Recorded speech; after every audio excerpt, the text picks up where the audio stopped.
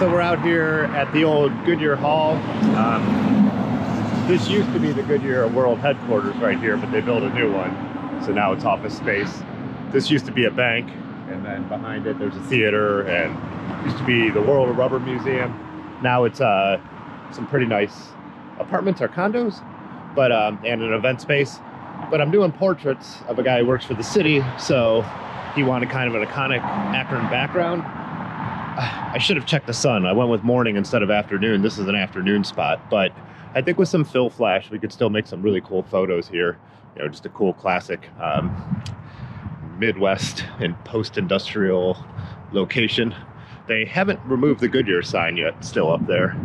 I heard they might leave it as a historic marker.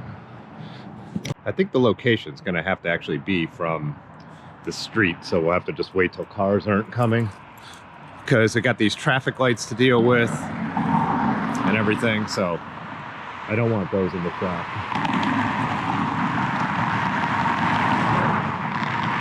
They also used to do, before the pandemic, Akron walking tours, and I used to cover them for the Knight Foundation. And I think one of my favorite shoots ever was being up there on the roof. Got to take really cool photos of everybody hanging out.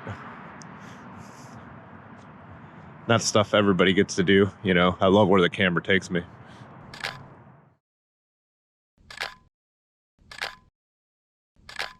So with this photo shoot with Mark, we had already done some studio headshots. So he came over here one day. We did the fairly typical, you know, business headshots. It was interesting. He had a couple different ideas. We did one that kind of had like a vintage, as he said, civil rights movement look, which I think we absolutely nailed. Well, I think his outfit did the work, but then it also turned some to black and white, which really looked cool.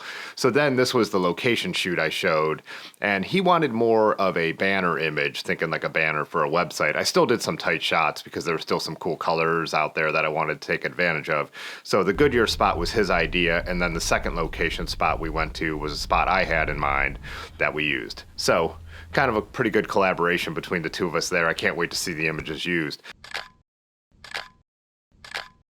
There's a lot of things I find myself doing as a photographer that I never thought I would be, like spray painting tires matte black. But it's interesting for this gig, these tires, they're not like for catalog looks or to look really cool new products. These are for like a technical division. So the goal is to really be able to see the treads in the inside of the tire.